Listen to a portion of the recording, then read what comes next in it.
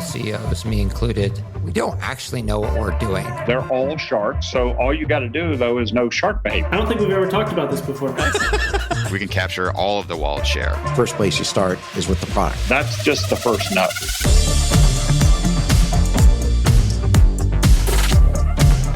This is the Capital Stack.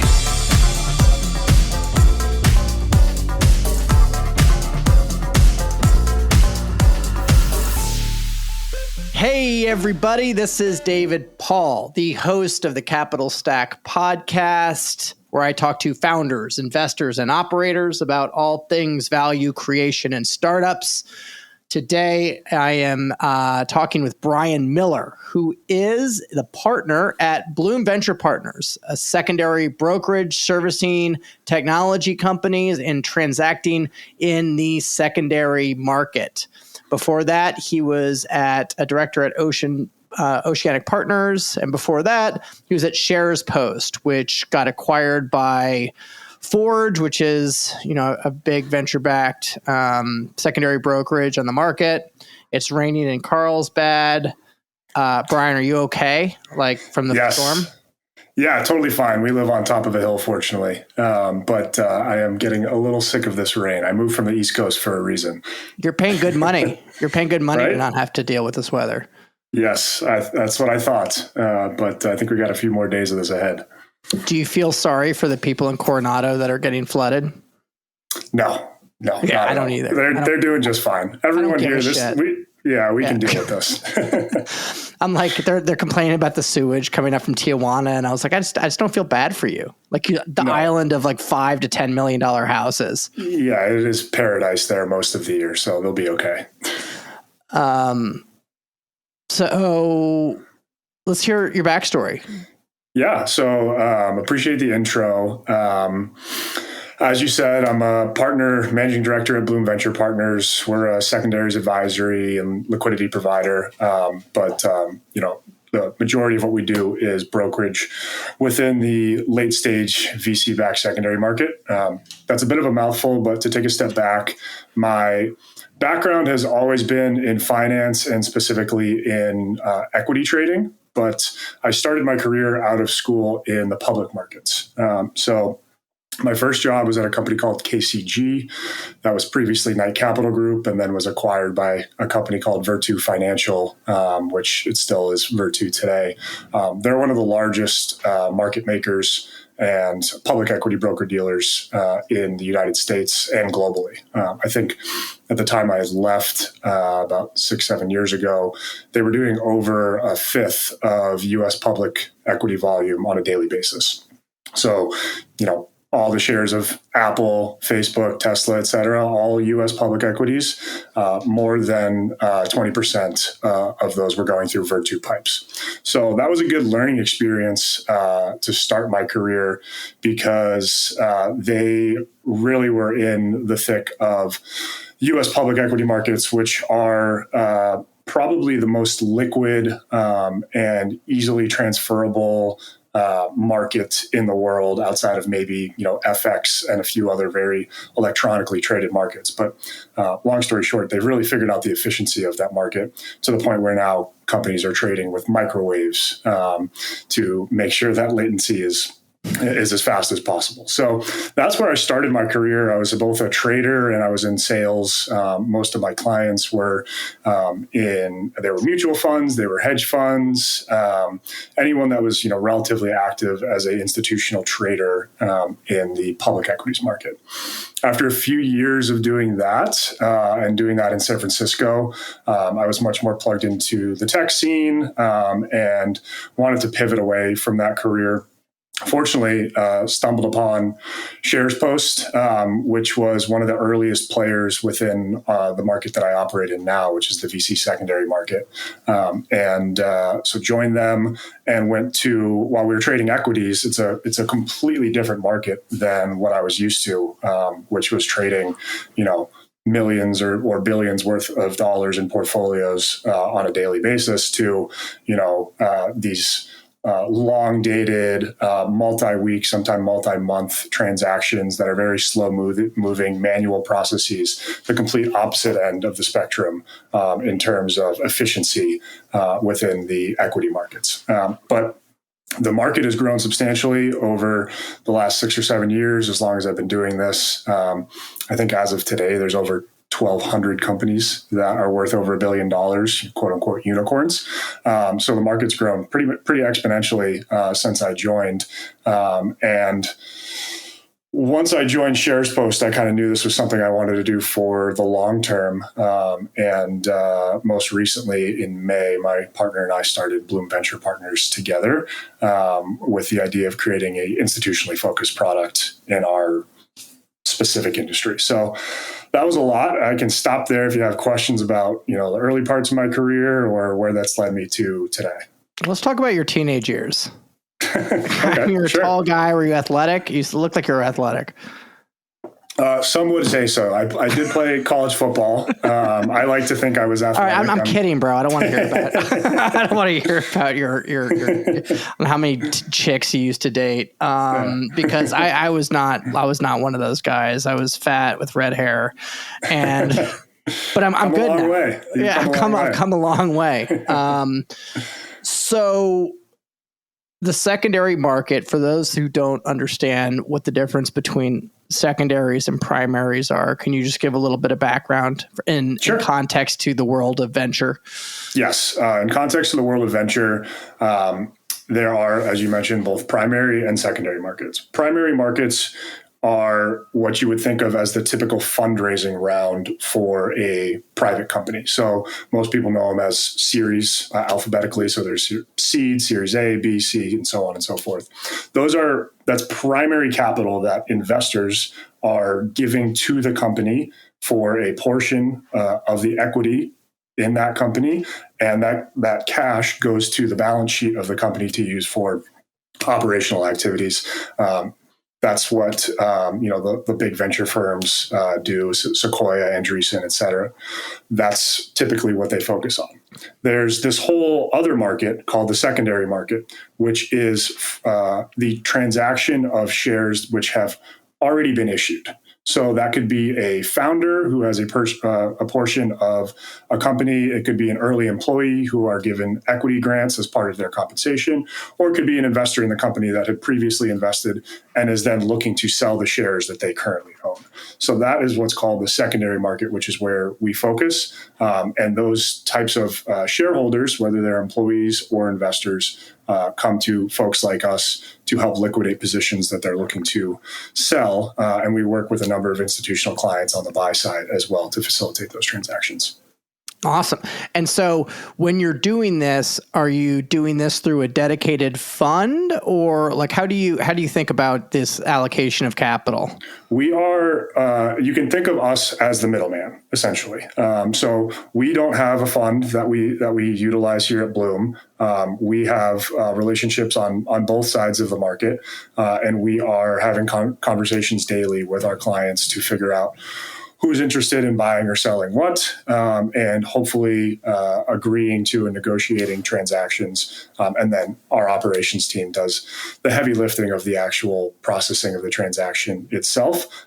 So Bloom itself does not have a dedicated fund of capital, but there's a number of players in the space, whether they're dedicated secondary funds, which is quite a large market these days from both a VC perspective, and GPLP and private equity secondary funds, or the crossover funds, the venture funds, family offices, anyone that is relatively active within the private markets is a theoretical client of ours.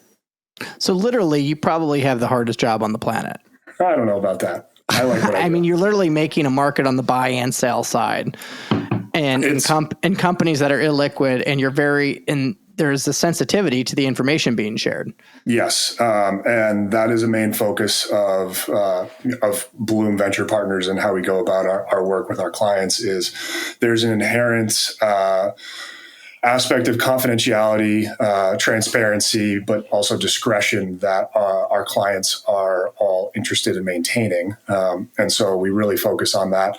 And you can think of a transaction too as having three parties. There's the buyers, there's the sellers, and there's the company themselves. Because this market, as you said, it's very opaque. There's no central transfer agent. There's no New York Stock Exchange. There's no dark pools where transactions can occur and settle. And there's no regulation, right? Like there's no one that's actually saying, well, that company is worth that. There's no like market clearing price, right? And there's not like requirements on reporting and earnings and how they're accounting their books. I mean, they should be doing that internally, but technically from a market perspective, it's not mandated. Correct. Yes. Unless you're an RIA or, there are specific types of funds or investors who have fiduciary duties where they are required to report. Those types of funds tend to be less interested in our market because of the lack of information, which is another part of our market is there's an inherent information asymmetry between both buyers and sellers. Sellers, if they're insiders at the company, tend to know more about what's going on. Buyers are often more in the dark, especially if they're not currently on the cap table. So there's inherent information asymmetry. But if you talk to any hedge fund manager, analyst, et cetera, then you know that when there's information asymmetry, there's opportunities to generate alpha.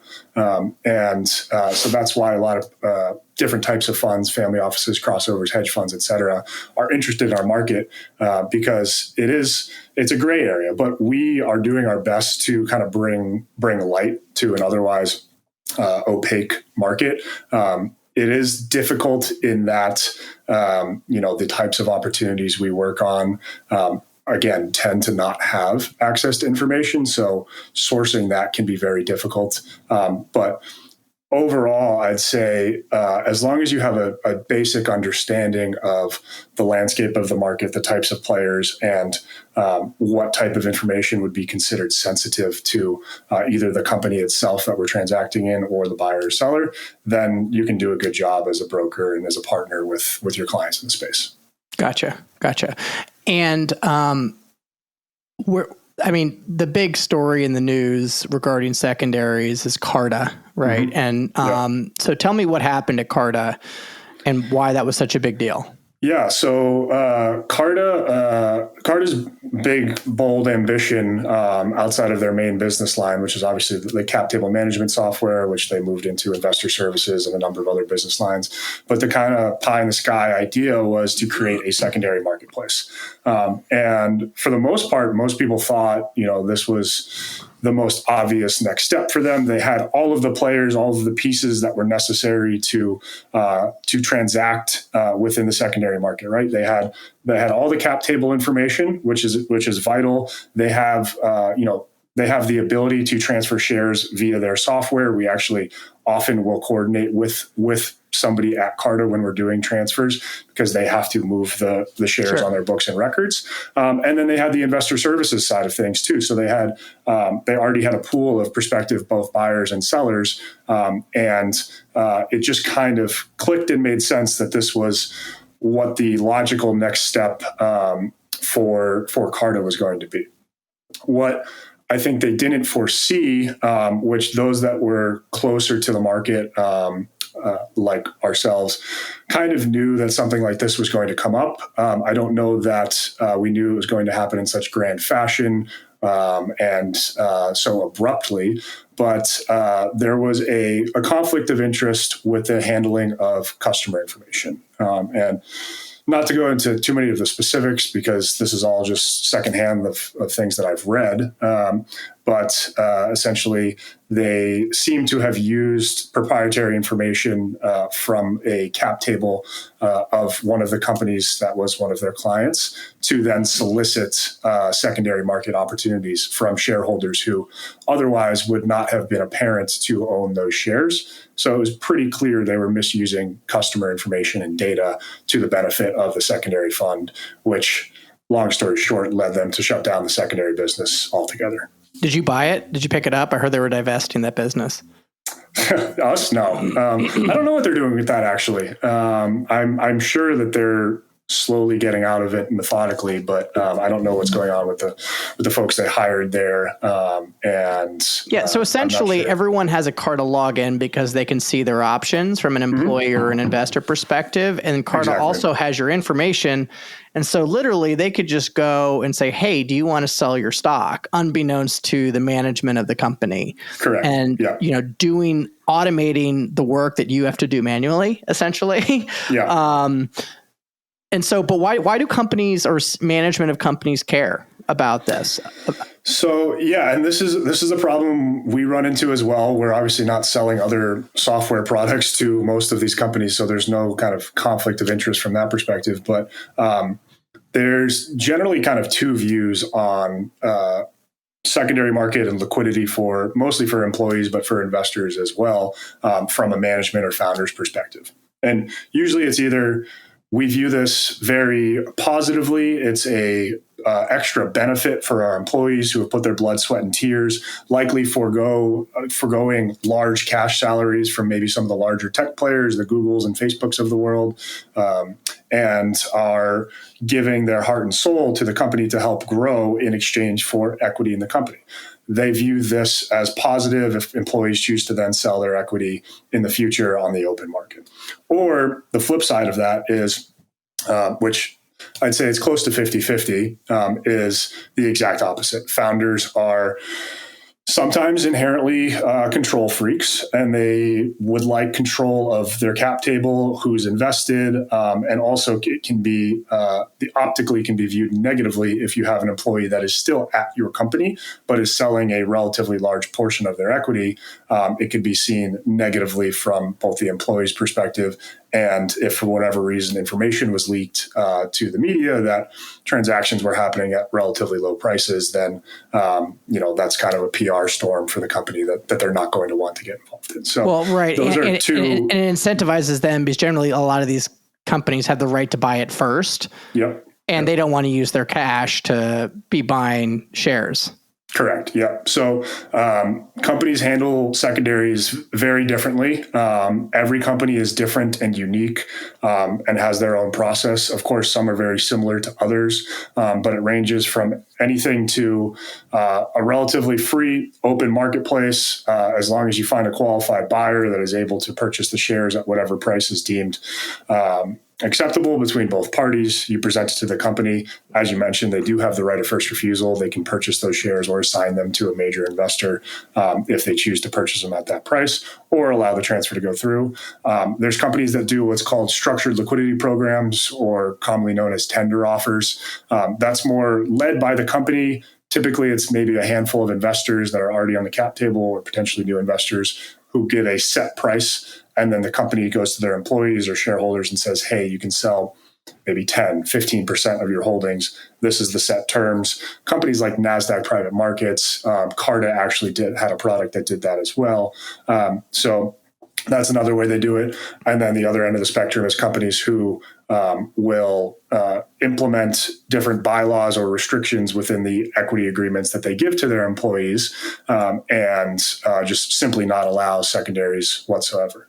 But the problem with that from an employee perspective is, and this is a first world problem, but it's a problem nonetheless, and one that I deal with on at least a weekly basis with some of my clients, is it's a large capital outlay for most of these employees to exercise your options, both from what the strike price is and what you have to pay to the company, but also from a tax perspective, depending on where the internal valuations are. So there's employees who maybe aren't worth all that much, and this is their first big win, but have to pay tens, sometimes hundreds of thousands, sometimes millions of dollars in exercise costs and taxes, and then have to hold the shares with no actual knowledge of whether the company is going to succeed and exit or not. So that puts employees in a pickle, and is one of the many reasons I think that companies themselves should be a little bit more open to at least allowing some form of liquidity, whether it's a tender offer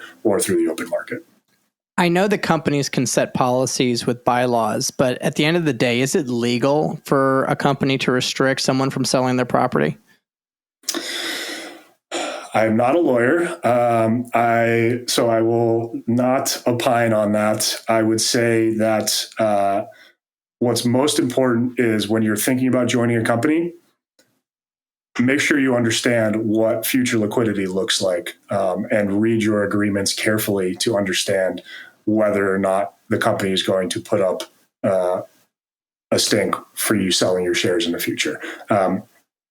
Whether it's legal or not, I'd say there's multiple different opinions. But if you sign something when you join a company that is explicitly saying that you are not able to sell, pledge, hypothecate, et cetera, the equity in the company that you're receiving, then whether from a broader perspective it's legal or not, it's going to be a big pain in the butt to try to sell those shares in the future. So definitely know what you're getting yourself into before you sign a contract that says, here's 1% of the company, but you're going to owe millions of dollars to exercise that. And who knows if the company's going to succeed or not.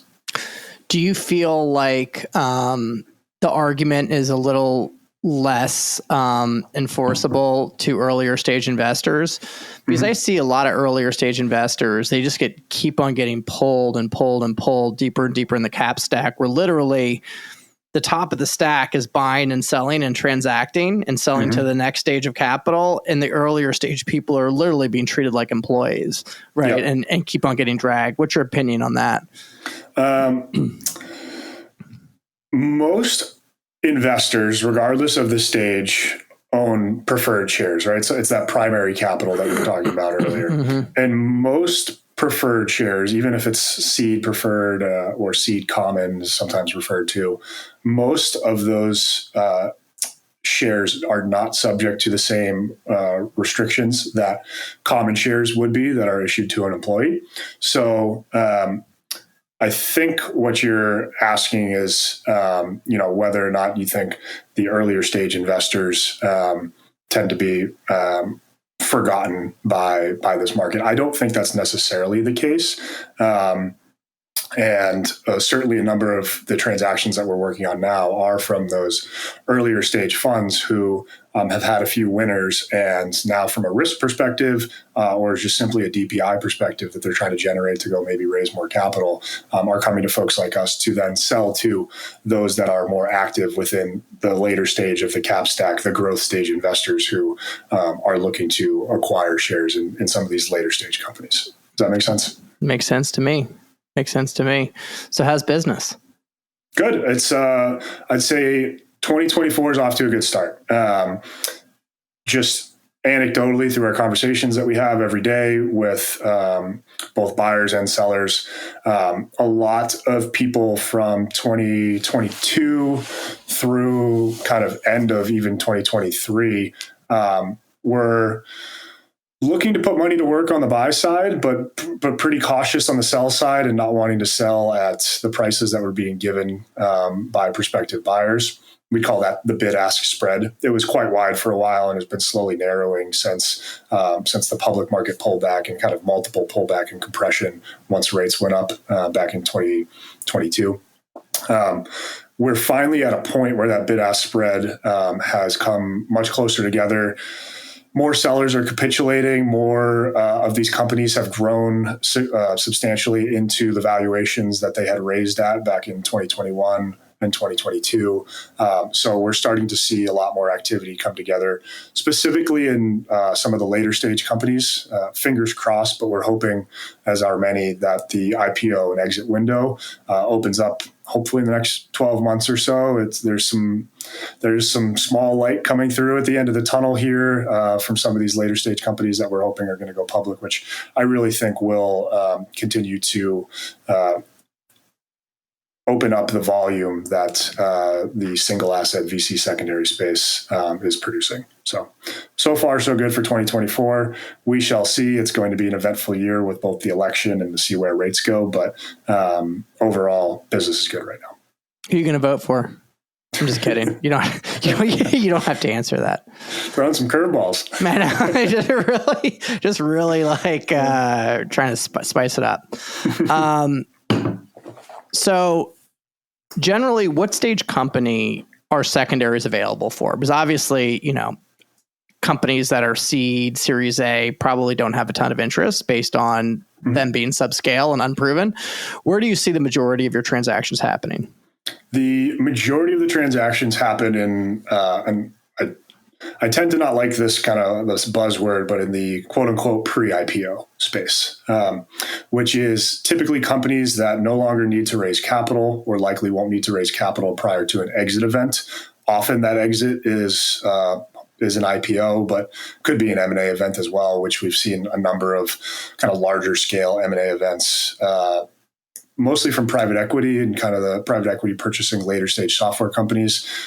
We've seen some issues actually with like Figma, which was recently blocked by the EU, and iRobot, which was just canceled by U.S. regulators, which is being purchased by Amazon.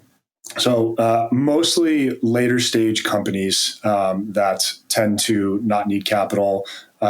We've done transactions as early as a Series A, but by nature of the players in our space, which on the buy side are more later stage, growth stage investors, they're looking for companies with product market fit, a substantial revenue base that they can grow off of, and a likely exit scenario within 12 to 36 months. And then if you think about it from the sell side as well, most people that just started at a Series A or Series B company, they don't want to sell their equity yet. They want to see how the company is doing. They're still so early in the company. It hasn't had that chance to grow. And so inherently, there's not as much liquidity on the sell side. But once you get into a, $3, $4, $5, $10 billion private company, there's a number of folks who are looking for liquidity. So that tends to be where volume aggregates. Gotcha. And so when you explain to me this ecosystem and brokers in general, you said one of your real taglines and differentiators is that you're not a piece of shit, right? And like, which I found something along those lines. Yeah, so I find that very affable. I think those were like your direct quote. And so, or I'm not an asshole. I'm not an asshole, right? That's usually the line I go with. Yeah, and so why does the industry have that represent? Why is that like? Yeah, it all comes back to how opaque and gray this market is. As you said, there's very few regulations. Of course, we're registered broker dealer. My partner and I both have our Series 7, our 63. Everything is above board, but by nature of the lack of information that is available in the space, the overall grayness of both the broker community, but the transactions themselves leads to some players entering the market, especially back in 2021, 2022, when volumes were substantially high and money was relatively good in the space. It led to some nefarious players, and also leads to some nefarious tactics from some of these players who, while they're just trying to make a buck, they do it in a way that kind of breaks the trust between, both them and the buyers or sellers and the companies themselves. So I think it all just goes back to how gray and opaque this market is. But that's been good for both my partner and I here at Bloom. We really try to differentiate ourselves, try to build trust. We would like to be doing this for a long time. With many of our clients, we're trying to build long-term trusting relationships, and we're not going to be able to do that if we're trying to make a quick buck here and there and trying to force transactions through with various parties. Do you find my SpaceX stock? That's a tough one, right? So that falls into the bucket of companies that manage things internally via tender offers, and they've actually done of all companies that do tender offers internally. Obviously, SpaceX, it's almost a $200 billion company at this point, which is wild, and it's still private. But they've done a good job of offering at least annual, if not semi-annual, liquidity to shareholders via a structured tender process.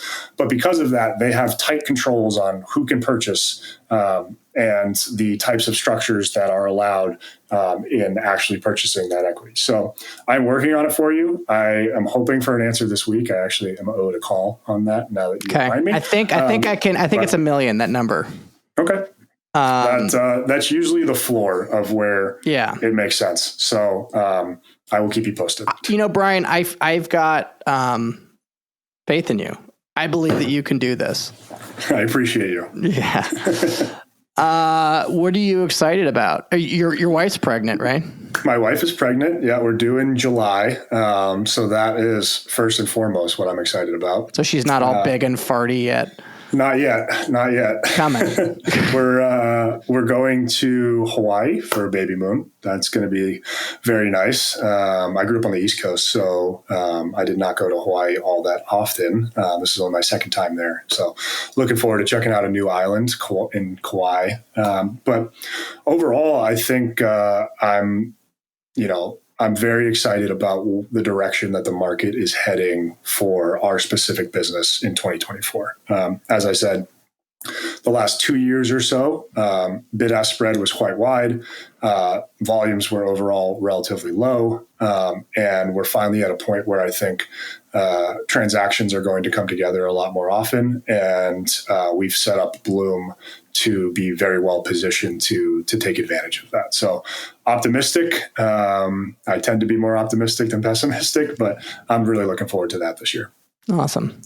Well, thank you so much for coming on. And if you are a large company at scale that wants to find ways to get employees some liquidity, or if you're somebody that wants to buy blocks of stock from big companies, how would they get in touch with you, Brian? I'm Brian at bloomventurepartners.com. We've got a website. Actually, we got a new website coming up soon here. The one that I made when we started the company is not cutting it. So we went a little bit more professional route. But just Brian at bloomventurepartners.com is my email. Happy to talk to whomever has questions, interested in the space on the buy or sell side. We're always here as a resource. Awesome.